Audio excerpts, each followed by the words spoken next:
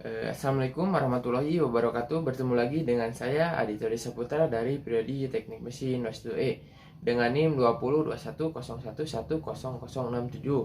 Mungkin ini pertemuan sesi terakhir pada teknik pengukuran. Sebelumnya saya ucapkan terima kasih banyak kepada Bapak Oscar Haris MT selaku dosen teknik pengukuran yang telah mengajar atau membimbing saya dalam pembelajaran teknik pengukuran.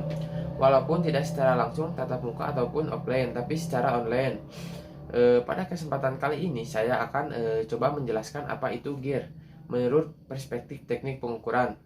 Mungkin rekan-rekan ada yang sudah tahu atau mengenal apa yang terjadi pada roda gigi. Contoh penggunaannya pada sepeda motor, kemudian mobil, kapal laut, kemudian pesawat, kereta, dan semua jenis mesin-mesin peralatan yang selalu dilengkapi dengan komponen-komponen roda gigi. Dengan adanya komponen-komponen roda gigi, maka sistem mekanis mesin dan motor dapat bekerja sesuai dengan fungsinya.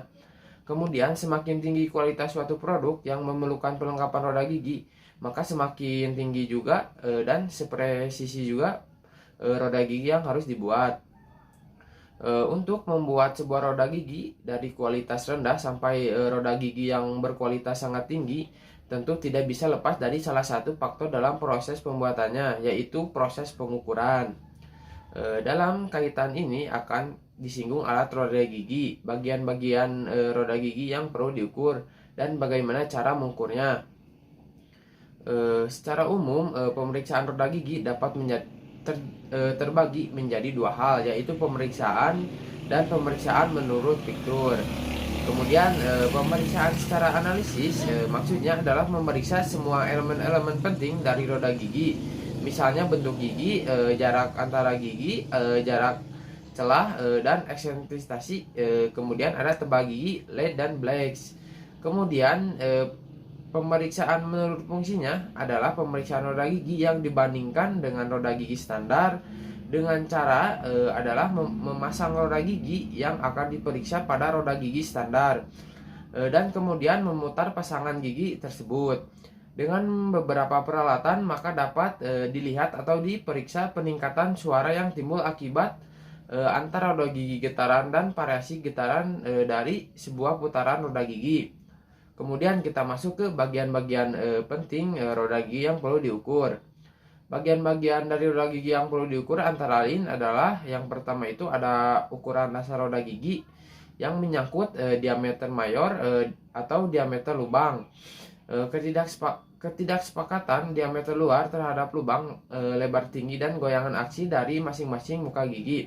Kemudian yang kedua ada posisi gigi yang menyangkut antara lain yaitu jarak puncak ke puncak dari gigi, kemudian jarak celah, kemudian ada tebal gigi dan eksentrasi masing-masing gigi terhadap sumbu putarnya. Kemudian yang ketiga ada bentuk gigi yang menyangkut pemeriksaan kebenaran bentuk gigi, kesimetrisan antara dua muka gigi, ketinggian atau kedalaman gigi. Kemudian ada yang keempat yaitu pasangan roda gigi yang menyangkut jarak pusat dari roda gigi yang satu ke pusat roda gigi yang lainnya, dan pemeriksaan roda gigi dengan memutarnya pada waktu dipasangkan dengan roda gigi standar. Kemudian untuk pengukuran roda gigi, tidak semua yang tadi saya jelaskan harus diukur semuanya, kecuali untuk keperluan penggunaan roda gigi dengan ketelitian tertentu sesuai dengan tujuan yang dibuat.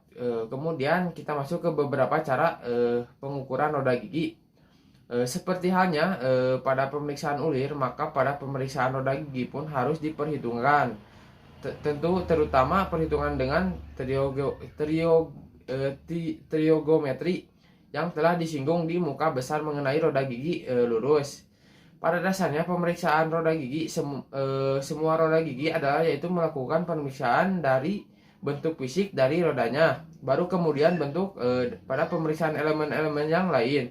Sebagaimana dikemukakan bahwa pemeriksaan roda gigi dapat terbagi menjadi dua hal, yaitu pemeriksaan gigi secara keseluruhan dan artinya yaitu membandingkan dengan roda gigi standar dan pemeriksaan elemen gigi secara mandiri. Kemudian kita masuk ke pemeriksaan roda gigi dengan membandingkannya terhadap roda gigi standar.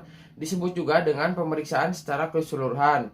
Kemudian ada pemeriksaan elemen-elemen dari roda gigi, disebut juga dengan istilah pemeriksaan individual.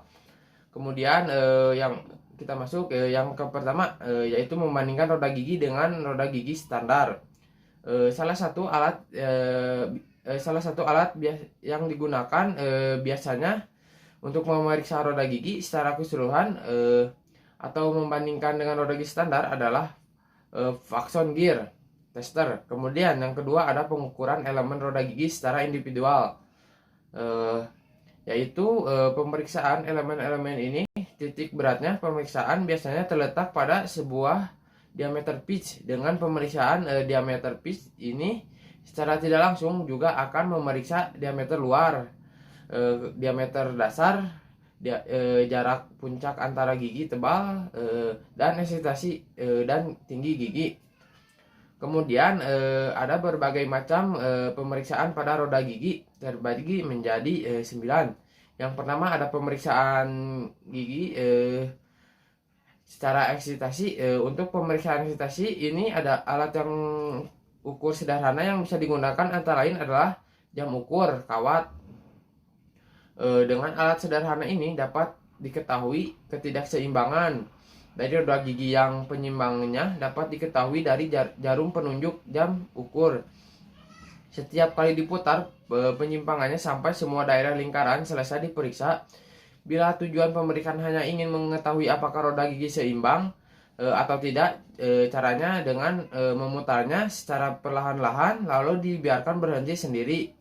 Dalam keadaan akan berhenti sendiri dapat kita lihat atau diamati bagaimana dari roda gigi yang menyebabkan ketidakseimbangan. Kemudian yang kedua ada pemeriksaan tebal gigi. Untuk mengukur sebuah tebal gigi juga jika tinggi gigi, alat ukur yang digunakan adalah Mr. Instruct roda gigi.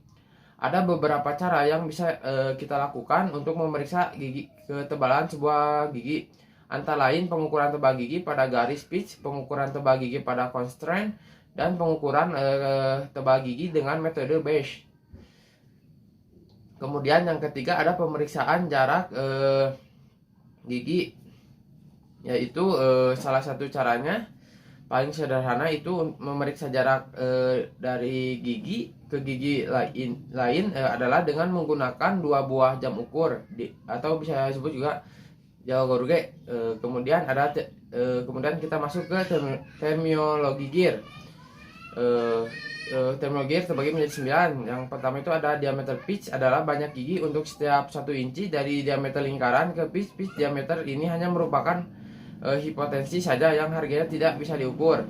Tetapi pengertiannya sangat penting untuk mempertimbangkan proporsi jumlah gigi.